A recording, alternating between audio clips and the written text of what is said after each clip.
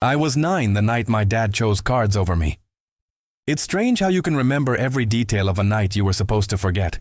The hum of the old kitchen light, the smell of beer and aftershave, the way the living room clock ticked louder every time he ignored the phone. That sound still echoes sometimes, even when I try not to hear it.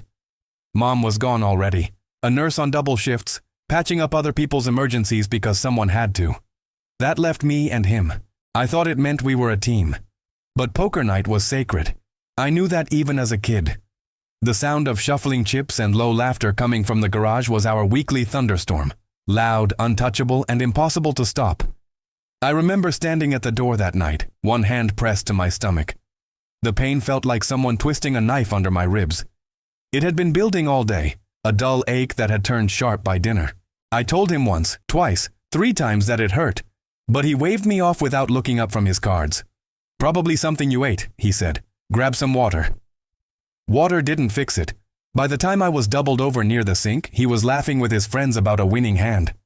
My vision blurred, the room tilted, and I think I called his name just before I hit the floor. When I woke up, it wasn't at home. It was in the cold brightness of an emergency room. The smell of antiseptic filled the air, and a nurse asked me what I remembered. My answers came out thin and scattered. My dad. Poker night. He said I'd be fine. Turns out I wasn't fine. My appendix had nearly ruptured. They said if I'd arrived an hour later, I might not have made it at all. The nurse told me I was lucky. I didn't feel lucky. The part I still can't forget isn't the pain. It's what I saw when I came out of surgery. My dad was sitting in the waiting room, head in his hands, poker chips still in his jacket pocket. They clinked when he stood up, like a reminder of his choices. He tried to hug me when I opened my eyes. "You scared me, kiddo," he said softly. I didn't hug him back, because fear only means something when it comes before the damage, not after. I recovered slowly. Stitches, medicine, silence. He drove me home quietly. The poker table still set up in the garage, cards waiting mid-hand where his friends had left them. No apologies, no grand lesson, just, let's forget it happened. But I didn't. I couldn't. Because deep down, I knew something he didn't. People like him think they can fold a hand and start again, but some rounds never reset.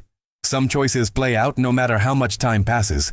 And years later, when the phone rang again, the same number flashing across my screen, this time from the same hospital, that old ticking sound came back in my head. The last time it had rung, he ignored it. This time I got to decide whether I would answer. It had been 15 years since that night in the hospital, but the sound of a ringing phone could still pull me back there faster than any memory could. 15 years since I'd watched my dad sitting under those fluorescent lights while I lay somewhere between pain and sleep, learning the first real lesson about what love sounded like when it didn't show up. Now I was 24, standing in my apartment kitchen when the phone rang again. Same hospital name flashing across the screen. Same number that once held the line between my childhood and everything that came after. I froze. My brain didn't go to logic first. It went to instinct, to that old ache in my stomach that never really left. For a second, I thought maybe it was just one of those random update calls insurance companies make. But hospitals don't call at 8:47 p.m. unless something's gone wrong. I answered, my voice steadier than I felt. "This is Alex." "Hello? Is this Alexander Harris?" The voice on the other end was calm, professional, too familiar in tone. "I'm calling from St. Mark's. You're listed as your father's emergency contact." Emergency contact. I almost laughed. Soft, bitter, wrong. Of course I was. Because in his world, once you write a name on paper, it fixes everything you broke out loud. "What happened?" I asked, even though I already knew the answer didn't matter. "He's stable for now," the doctor said carefully. "He suffered a mild heart attack at work. He's conscious but in recovery. He asked that we reach out to you." He asked. The same man who once told me to walk it off when I could barely stand. I thanked the doctor, hung up, and just stood there. The phone still buzzing slightly in my hand. The hum of the refrigerator filled the room. Everything else felt still. It wasn't shock that hit me. It was something quieter. Like watching an old movie frame play in reverse, the mistake winding back into its origin. I thought about how strange it was that life could circle back like that. Drop the same number into your hands after all those years, just to see what you'd do with it this time. After a few minutes, I sat down at my table. The same table where I'd finished college applications, where I'd eaten dinners alone, where I'd built the life he didn't think I could make without him. Somewhere between the stillness and the weight in my chest, a line crossed my mind, something I'd written in a notebook years ago during recovery. People don't have to die for you to stop missing them. I stared at my phone again. The screen had dimmed, but the number was still there, burned into the background like it belonged to the story. Maybe he thought calling me would make up for the night he didn't. Maybe he thought this was his chance to fix things. The roles reversed, the sympathy table turned. But the thing about time is it doesn't offer the same cards twice. Sometimes all it gives you is the chance to fold before you ruin your next hand. Still, I couldn't move. The memory played in loops. Me on the kitchen floor, him shuffling cards, the sound of laughter while pain gnawed through my ribs. The click of poker chips, the thud of my body hitting the tile. And now, the silence between us was replaced by the steady beep of a hospital heart monitor somewhere across town. It wasn't revenge that made me want to go. It wasn't forgiveness either. It was curiosity, a morbid one maybe, about what it felt like to face the man who once chose a winning hand over his only son's life. I grabbed my keys, locked the door, and drove. The city blurred past my windows. Neon lights smeared thin across the windshield. Old music played faintly on the radio, the kind my dad used to hum between games. I drove faster, not to get there sooner, but because slowing down meant thinking. When the hospital came into view, I parked and sat there for a minute. The building looked smaller than I remembered, or maybe I'd just grown enough to see it for what it was. Inside, the hallways smelled the same: bleach, coffee, and something metallic under it all. I told the nurse my name, and she nodded. "He's just down the hall, room 423. He's awake." Awake. That word felt heavy. Because back then, he'd been awake too, fully aware, just choosing to look the other way. I stood outside the room for a long time before touching the door handle. Through the half-open blinds, I could see him, older now, paler. A mess of tubes and monitors surrounded him. His eyes were closed, but his chest rose and fell, steady for now. In that moment, I wasn't 9 anymore, but I could still hear that ticking clock from the kitchen. Tick, tick, tick. The sound of his indifference replaying through the years. And for the first time, I wasn't sure what scared me more. The idea that he might die before I said anything, or that he might live long enough to think I cared. I took a slow breath and pushed the door open. The doctor once told me healing doesn't always mean getting better. Sometimes it means standing where it all started and realizing you're not the same person anymore. As the door clicked shut behind me, his eyes opened. And that's how the next hand began. The first thing he did when he saw me wasn't smile. It wasn't cry either. He blinked twice, like he didn't believe I was real, like his brain was still trying to catch up to the mistake it made 15 years ago. "Alex?" he said. The words scraped out of his throat, rasped and dry. "You came." I stood just inside the doorway, hands shoved in my jacket pockets. "The hospital called." He nodded slowly, eyes dropping to the blanket sprawled over him. His hands fidgeted against it, pale fingers trembling under the heartbeat monitor's steady rhythm. The beeping filled the silence like a metronome counting down the years we'd lost. "I didn't think you'd want to see me," he said finally. "I didn't," I admitted. "But here I am." He gave a small, crooked smile, the same one he used to pull when he thought charm could fix anything. "Guess some things don't change," he said softly. "You always had a sharp tongue." "Guess some things do," I replied. "You used to have a working heart." He winced, but didn't argue. Maybe he knew he'd earned that one. For a while, we didn't speak. The air smelled like metal and sanitizer, and the only sound was the faint squeak of nurses' shoes in the hallway. I stared at the IV drip, watching clear fluid slide down the tube like time itself. Slow, steady, unstoppable. Finally, he said, "The doctors said I was lucky. Mild, they called it. But when I felt that pain, I thought it was the end." His voice cracked faintly. All I could think about was... He trailed off. "That night." "Which one?" I asked quietly. "You left plenty of choices." "The one that almost..." He stopped himself, swallowed hard. The one that almost killed you. Almost, I repeated. You always did like to gamble. His eyes glistened then, not from self-pity but from something more real. Regret, maybe. I never forgave myself for that, he said. Not a single day. Funny. I'd spent years thinking he'd never even remembered it. I tried calling you, he continued. For years. Birthdays, holidays, you never picked up. Yeah, I said. I learned that from you. His breath hitched. He turned his face away, staring at the hospital window where the city lights blurred into streaks of yellow and white.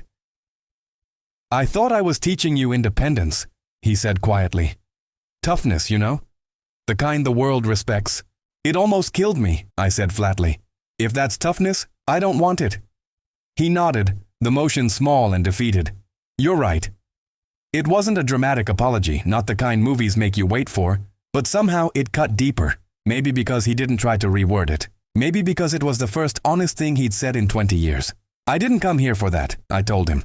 The apology. I came because I wanted to see if you were still the man who let his son's emergency lose to a poker game. He looked at me then, really looked, eyes sharp even under the hospital light. And what do you see? I took a slow breath. Someone who finally ran out of cards to hide behind. He lowered his head, shoulders sinking into the bed. Yeah, he whispered. That sounds about right. I sat down in the chair by his bed, my jacket still zipped, my hands still cold. For a moment we stayed like that, just breathing the same air for the first time in forever. He wasn't my hero anymore. He wasn't even the villain I'd built him into. He was just a man who'd made a choice one night and had finally come face to face with the bill. Do you believe people can change? He asked suddenly, his voice barely above a whisper. I believe people can realize, I said. Change is what you do after that. Most stop at realizing. He nodded slowly, eyes closing again. I want to do better. I think you already had your turn, I said quietly. I stood up, slipping my hands back into my pockets. The nurse said you're stable. That's good. Are you leaving? For now. Will you come back? I hesitated at the door. You'll have to earn that call. When I stepped into the hallway, the air felt lighter. Sterile, but clean. I didn't feel angry anymore. Not because he deserved peace, but because I did. People think closure comes from forgiveness. It doesn't. It comes from the moment you realize you don't need the apology to keep living. You just need to know you survived the story that almost killed you. And as I walked out of that hospital, I realized the truth that hit harder than any line he ever said to me. He lost that hand years ago. Not because he folded, but because I did. For a week, I didn't think about the hospital. I told myself that walking away meant I'd won, that I'd close the book the right way this time. But that's the thing about silence. It starts out clean and then grows teeth. It finds you in small moments, waiting for coffee, unlocking the door, staring at the space between what you said and what you really wanted to say. The first call came on a Tuesday morning. I was sitting at work, scrolling through patient notes. Ironic, considering my dad once called my degree in healthcare administration boring paperwork for people too scared to live. My phone buzzed, and I didn't need to see the number. I knew it. Hospitals only ever bring one kind of news. When I picked up, it wasn't him. It was her. Mr. Harris, this is Dr. Kavanaugh from St. Mark's. Your father asked me to contact you. He insists he's well, recovering faster than expected. But he wanted me to pass something along. Go ahead, I said, grip tightening around the phone. He asked if the doctors could call you every week with his updates. He said he doesn't want to disturb you himself. I laughed softly. That makes two of us. She chuckled lightly on the other end, then said, He also asked me to tell you something specific. Said it's from an old joke you'd remember. She paused, flipping through her notes. Sometimes the bad hand saves the game because it makes you fold before you lose everything. Does that mean something to you? I froze. It was something he'd said when I was little, teaching me cards on the kitchen table, back before poker nights were more important than people. A saying about life, about knowing when to give up on what hurts you. Yeah, I said finally. He used to tell me that. When the doctor hung up, I just sat there staring at my desk. No anger this time, no wave of resentment, just a strange sort of ache, the kind that makes you realize the past never really leaves. It just keeps rearranging the furniture in your head. The weekly calls continued, always the same voice, always clinical, but not cold. Your father's BP is stable today. He's walking with a cane now. He asked how work is going. I never answered that last one. Part of me wanted to hang up every time. But another part of me, the part that remembered his card tricks, the way he used to wink when he caught me bluffing, kept listening. By the third week, the doctor stopped reading directly from the chart. Her tone softened, like she saw something neither of us wanted to admit. He talks about you a lot, she said one morning. Not regrets. Memories. What kind of memories? I asked before I could stop myself. The small ones, she said. Movie nights, teaching you cards, you drawing dinosaurs on his poker chips. He said he never realized how many of those things mattered until he had nothing but time to replay them. I didn't know what to do with that. For so long, I'd built my identity around being done with him, around having no holes left where he used to be. Now it felt like the silence between us had turned into a bridge, thin, fragile, but still there. That Friday, another call came in. The doctor again, but her voice carried something different this time. He wants to speak to you directly today, she said. He's been practicing what he wants to say. I considered hanging up, but I didn't. After a pause, I heard static. Then his voice, weaker than before but steady. Alex? Yeah, I'm here. Did I ever tell you about the card I kept? What card? He laughed faintly. The one from that night. The hand I folded when they called about you. You kept it. I don't know why, he said, voice trembling. Maybe to remind myself what losing really looked like. I stared out the window, the city reflected across the glass, streetlights against the kind of rain he always said would bring good luck. You didn't have to keep it, I said finally. You just had to call back when I did. He sighed. I'm trying now. Yeah, I said softly. I can tell. The line went quiet. For once, the silence didn't bite. It felt heavy, but honest. Maybe this was how healing worked sometimes. Not one grand confession, not forgiveness carved into history, but two people simply remembering how to listen again. I'll let you rest, I said after a moment. Son? He said quietly. Thanks for answering. When I hung up, my hand stayed on the phone even after the screen went dark. I realized something then. Maybe the debt between us didn't need to be paid back with apologies. Maybe it was enough that, for the first time in forever, the call went both ways. 3 months passed, and every Friday the phone still rang at exactly 8:47 p.m. The same time the hospital had called that very first night. The same time years ago when my dad had poured another drink and shuffled another deck while I lay at home with a fever eating through me from the inside. I didn't know if he planned it that way or if fate just liked patterns. Either way, the sound of the ringtone stopped being sharp. It became a rhythm, a new kind of ritual between two people rebuilding something neither could name. At first, the conversation stayed small. How are you feeling? Better. You? Busy? He didn't ask too many questions. I didn't volunteer too many answers. It was like we were both afraid one wrong move would break the fragile bridge we were standing on. But silence wasn't the enemy anymore, not between us. Sometimes he'd tell stories, half memories, half confessions hiding behind humor. Remember when I taught you poker with candy instead of chips? He said once, chuckling weakly through the phone. Barely, I said. You ate the pot every time you lost. Guilty, he admitted, laughing until it turned into a cough. Other nights he'd ramble about things that didn't matter. The new nurse who collected novelty pins, the old man down the hall who kept sneaking cigarettes, the feeling of sunlight through the hospital window after days of rain. Funny, he said once. How you start to care about daylight once you don't see much of it.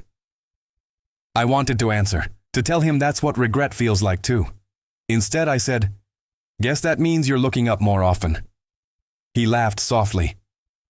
Something like that. By the end of the 4th month, he'd been discharged from the hospital. he didn't move back to our old house. Instead, he rented a small apartment near the river, close enough to the water that he could pretend the sound of cars at night was the ocean. The doctor told me he spent his days walking along the path there, slower now, always carrying a deck of cards in his pocket. I thought about visiting him once or twice. I pictured what that would look like. Him on a bench by the water, pretending not to be surprised when I showed up. I'd hand him coffee. He'd try to make a joke. Maybe we'd sit there long enough for it to feel normal again. But every time I imagined it, something in my chest shut down. So I didn't go. Not yet. Then one Friday night, the call didn't come. At 8:47 my phone stayed silent. I told myself it was nothing, that maybe he'd fallen asleep early. But an hour later, curiosity turned to panic. I found myself calling the number first, the reverse of every night before. He didn't answer. The next morning the hospital's number popped up again. A different doctor this time. "Your father's vitals dipped overnight," she said. "He's stable now, but we admitted him for observation." I didn't even let her finish. "I'll be there." By the time I reached the hospital, it felt like walking into the same movie I'd been watching my whole life. Just another rerun. Same hallways, same smell, same ache of too much history living in one building. When I stepped into his room, he was awake. Pale, but awake. "Didn't think I'd see you so soon," he said softly. "I missed my call, huh?" "You scared me," I admitted before I could stop myself. He smiled faintly. "Guess we're even." I sat down in the same chair from months before. Same position, different weight. "Why didn't you call?" "The phone slipped off the side of the bed," he said, tilting his chin toward the floor where his cell lay upside down. "I figured if anybody cared enough, they'd find me." "Don't say things like that," I said quietly. He looked at me for a long time, expression unreadable, then nodded. "You're right, I won't." That was the first time he said "you're right" without sarcasm. It sounded small, but it landed like a truth we'd both been waiting for. After that night, the rules between us shifted. No more calls through doctors, no more middlemen. He started calling me himself, sometimes just to talk, sometimes to leave voicemails I never deleted. "Sunset looked like spilled wine tonight," he said in one. "Thought you'd like that. There's a new pizza place on 3rd. Too much cheese, but you'd like it. Don't forget to take a day off sometime. You always work too hard, even as a kid." At first I didn't respond. But eventually I started calling him back. We didn't say big things, no dramatic reconciliations or perfect apologies. But the small things started to fill the cracks. It wasn't that he'd changed overnight. It was that, for once, he stopped pretending he already had. One night, he said something I never expected to hear. "Alex," he murmured. "You know that card I told you I kept? The one from that night?" "Yeah," I said. "What about it?" "I folded it into a paper crane," he said. "Figured if that night had to live with me forever, it might as well become something that could fly." I didn't answer. I just closed my eyes and listened. For the first time in my life, I realized the sound of his voice didn't bring pain anymore. Just a strange, steady calm. Before hanging up, he added one last line. "You don't have to forgive me, son. You just have to remember that I finally learned when to stop playing." When the call ended, I sat there for a long time staring at the quiet phone. For 15 years, I thought healing would come from making him hurt the way I did, from letting him know what losing feels like. But maybe the real revenge was this. Me answering, him meaning it, and both of us finally folding the hand we'd been playing too long. Sometimes closure doesn't come with an ending. Sometimes it comes with a call that doesn't need to come at all. A year after the first call, spring crept in slow.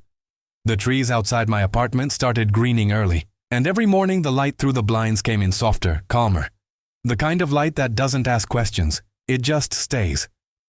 By then, my dad's voice had become something like background music. There, steady, not jarring anymore. We talked every week like clockwork, not because we had to, but because it didn't feel strange anymore. Most conversations were short. Weather, news, memories that didn't sting anymore. He'd tell me about a stray cat that had started showing up at his window, how he left its scraps from his breakfast, how the thing never purred but never left either. "Kind of like you," he joked once. Shows up, doesn't run away, doesn't make a lot of noise. I almost laughed. Yeah, something like that. He told me about his daily walks by the river, about an elderly couple who waved to him every afternoon. He said he'd started learning chess at the community center, trading one set of pieces for another. Less luck, more thinking, he said. Feels poetic. There were times when we didn't talk at all, when the silence between us said everything that words couldn't. We didn't try to fill it anymore. It just sat there, warm instead of heavy. Then, near the end of March, I missed one of his calls. Work had run late, meetings stacked up, and by the time I saw the notification, it was 10:30. He hadn't left a voicemail. For some reason, that bothered me more than the missed call itself. When I called back the next morning, he answered on the second ring, voice chipper but not quite steady. Hey kid, thought you were ghosting me again. Just late, I said. Sorry. No harm, he said, but his breath caught faintly mid-sentence. Guess that's what I get for setting the same time all year. Old habits, huh? You okay? I asked. Fine, he said automatically, and I didn't believe him for a second. A week later, the doctor called. She had the same calm tone I remembered from before, but I could hear something underneath it. He's stable, she began, but his heart isn't as strong as it was. He's been hiding the severity of it from you to avoid worry. I went still. How bad? She didn't sugarcoat it. He's tired. More tired than he admits. You might want to visit Mr. Harris, sooner rather than later. I don't remember hanging up. I just remember the drive, the road humming beneath the tires, the same old hospital coming back into view like a ghost that refused to fade. I thought about how many parts of my life had begun in those hallways. How many endings had too. When I pushed through the door of his room, he smiled from the bed, weaker but proud. You came quick this time, he said, trying to sit up. Yeah, well, I said, forcing a smile. Someone told me not to make the doctor do my calling. The laughter that escaped was small but honest.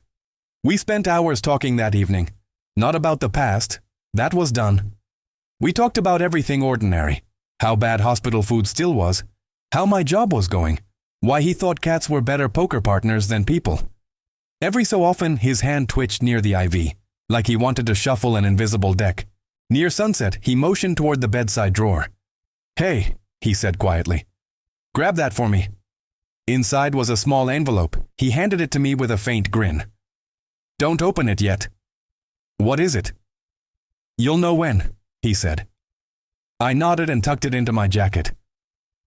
We sat in silence as the sunlight faded. The room turned soft orange, then gray. His breathing came slower, steadier. I didn't notice I'd fallen asleep in the chair until I woke to the sound of a nurse checking his vitals. He was still sleeping, deep this time. Peaceful, the kind of sleep I'd never seen on him before. The next morning I got the call before sunrise. A different voice, a gentler one.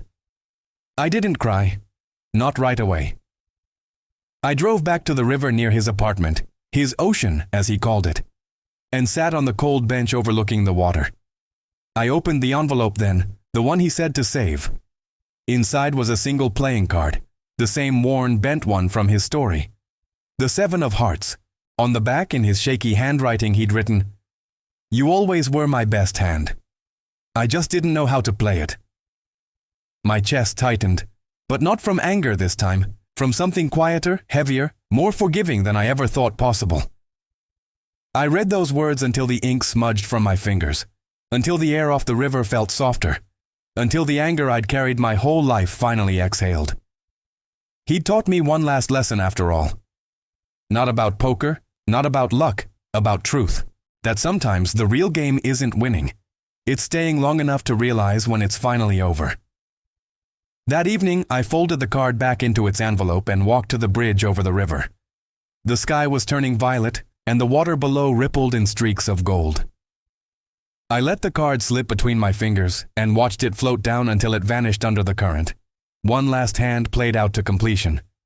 For once, I didn't feel hollow. I didn't feel childish or wounded. Still, he'd spent his life betting on luck. In the end, all I wanted was proof that he'd learned how to bet on love instead. And for the first time, I realized maybe he had. 3 years passed, and for the first time in my life, I started measuring time by peace instead of pain. I moved apartments, somewhere smaller, quieter, closer to the river where he used to walk. I didn't choose it for the view. I chose it because of the sound. That low, constant hum of water that could erase the edges of a bad day if you listened long enough. The first year after he died, I couldn't say his name out loud. It felt like admitting defeat. Like forgiveness had somehow made me weak. People would ask if we ever made things right, and all I ever said was, "We talked, that was enough." It wasn't a lie. It was just the kind of truth that doesn't need more words around it. I kept the hospital's number saved in my phone for a while. I couldn't bring myself to delete it. Same with his voicemails, the ones where he rambled about sunsets, cats, and pizza. Some nights, I'd play them quietly so the silence in the apartment wouldn't feel so wide. His laugh still made the walls sound less empty. Eventually, I found the courage to listen to the last message he ever left me. I'd ignored it back when he sent it because I wasn't ready for what it might say. "Hey kid, you don't have to call back," his voice began. "Just wanted you to know I'm heading home from the hospital. The city looks smaller than I remember, quieter too. Funny thing about getting older. You realize all the noise you made never mattered as much as the person you wanted to hear it. I hope you're okay, wherever you are. And if you're not, I hope you keep trying anyway." Then there was a pause. A small breath. Thanks for answering back when I didn't deserve it. Click. I'd never realized how final a click could sound until that night. After that, I started volunteering once a week at the same hospital, not as a doctor but on the administrative side, managing patient intake lists and sometimes sitting with families waiting for news. It wasn't glamorous, but it felt necessary, like paying forward something I could never pay back. One evening near closing time, a nurse came by my desk. "Alex," she said softly, "there's a father in the waiting room. His daughter's in surgery. He's a bit lost. Would you mind sitting with him?" I hesitated, then nodded. He was sitting in the same corner my dad once had, hands clenched, poker chips of anxiety rolling under his knuckles. A habit I knew too well. "Rough night," I said gently, sitting beside him. He looked up, startled, like he hadn't realized anyone was there. "They said appendicitis," he whispered. "Said she'll be fine, but you know how doctors talk, right? They always make it sound better than it is." I smiled faintly. Sometimes they're telling the truth. Sometimes the thing they save ends up saving you too. He frowned, unsure what to say. "My dad missed mine," I added quietly. He blinked. "Your surgery?" "Yeah," I said. "Poker night. He didn't make it to the hospital in time. Took years for him to realize what he lost that night." He swallowed, guilt flickering across his face even though the story wasn't his. "I almost didn't come tonight," he admitted. "Had a business thing. My wife called, said I should. I guess I didn't want her to be right." "Then she was right about the important thing," I said. He gave a trembling laugh, rubbing his face. "You sound like someone who's been here before." "I have," I said softly. "Different hallway, same fear." The lights above us flickered once, steadying fast. The distant sound of machines and muted voices filled the air, like a heartbeat spread across the walls. He exhaled hard. "You think she'll forgive me if anything goes wrong?" "Forgiveness isn't about timing," I said. "It's about what you do with the time left." He nodded slowly, eyes glistening. That's good advice." "I learned it the hard way," I said, smiling faintly. We sat there for another hour, quietly, waiting, the way people do when time itself feels taller than the walls around you. Then a doctor came out, relief written all over her face. "She's okay. Surgery went well. You can see her soon." The man's shoulders collapsed in gratitude. He muttered, "Thank yous." To the doctor, to the ceiling, to the air. Then he looked at me. "I won't forget what you said," he murmured. "I'll make sure she doesn't forget I was here." When he left, the hallway felt still again. I stood for a long moment, the smell of antiseptic and coffee reminding me too much of my own childhood. Then I walked outside. The night was cool, the river's reflection trembling under streetlights. I reached into my wallet and pulled out an old photograph. Me and him, at that kitchen table. A deck of cards between us, both of us laughing like we hadn't learned how to lose yet. The photo was faded at the edges, his signature scrawled on the back in marker. I smiled, tracing my thumb over the ink, then looked up at the river. "Looks like you were right, old man," I murmured. Sometimes the bad hand really does save the game. I tucked the photo back in my wallet. Some part of me still missed him. Not the version that disappeared behind closed doors, but the one who came back. The one who tried. The one who finally folded before he lost everything. And as I started walking home, the city lights blurred in the water below, carrying pieces of him I no longer needed to hold on to. If life is a game, I thought, then maybe there's something to be said for learning when to sit out, when to let go of the deck and let the next player draw. My phone buzzed in my pocket. Unknown number, hospital code. This time, my pulse didn't race, my chest didn't tighten. I smiled, thumb hovering over the accept button. Because for the first time, I understood something he never did. Answering doesn't always mean you owe someone. Sometimes it just means you're strong enough to be the person you needed back then. I answered. "St. Mark's Hospital," a woman's voice said. "We have a patient asking to speak with you." And without waiting to ask who, I said, "Put them through." The game kept going. But this time I knew how to play.